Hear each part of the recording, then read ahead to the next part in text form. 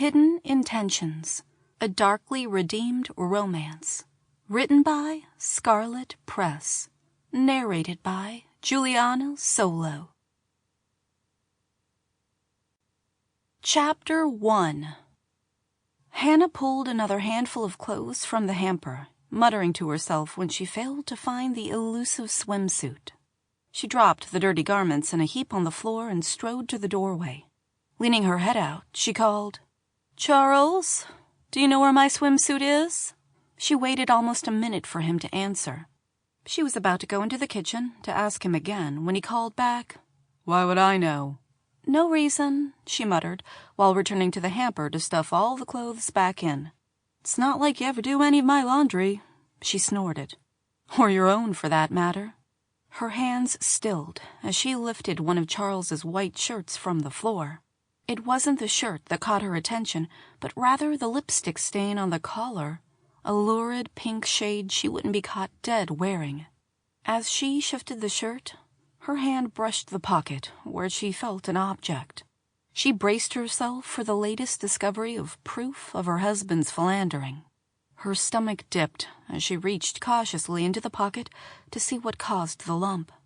She sighed when she saw the folded-up cocktail napkin from a small club on 16th, with the name Larissa and a phone number scrawled on the napkin in the same shade of lipstick as that on the collar. She tried to offer explanations for her husband having the number and for the lipstick on the collar, but her excuses had worn thin. Still, she had to make sure. She walked over to the bed, brushing against her open suitcase, and picked up the phone. With shaking hands, she dialed the number, half hoping no one would answer. It rang 3 times before a sultry-sounding woman answered. "Hello, lover. I saw your number on the caller ID, but I didn't expect to hear from you so soon. I thought you weren't calling until wifey left on her trip." Without responding, Hannah disconnected the call and dropped the phone on the bed. She stared at it for half a minute, contemplating what she had learned from Larissa. She had the voice of a hooker and probably the body of a stripper. Charles's taste ran to the young and exotic. He had the money to fund his tastes, so why not indulge himself? In the process of returning the napkin to his pocket, she glanced at her wedding ring set. After all, what did 22 years of marriage count for when compared to a shot at young pussy? Tears welled behind her eyes, and she blinked them away. With a resolute movement, Hannah bent down to zip her suitcase and carried it from the room with her. She closed the bedroom door with a soft click, her restraint amazing her. Once, the recent revelation might have inspired anger and wrath. Now, only a curious sense of detachment remained. Was there even any pain associated with knowing Charles had once again been unfaithful? Or planned to be? Maybe. Or maybe it was just nerves from her upcoming trip that made her stomach ache. She walked to Morgan's room and tapped on the door.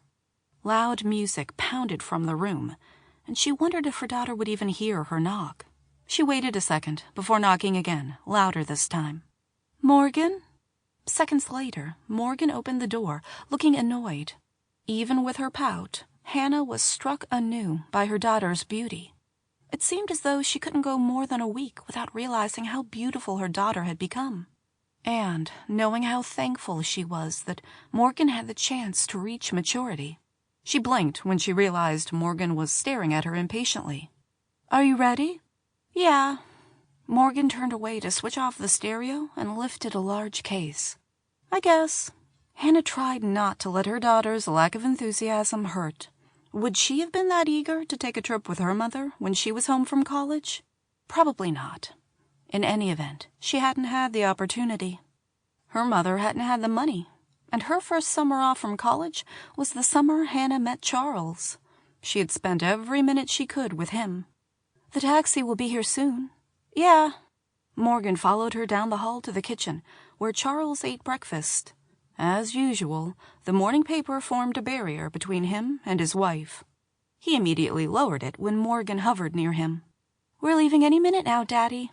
Her light blonde hair was a contrast to Charles's salt and pepper brown, Sample complete. Ready to continue?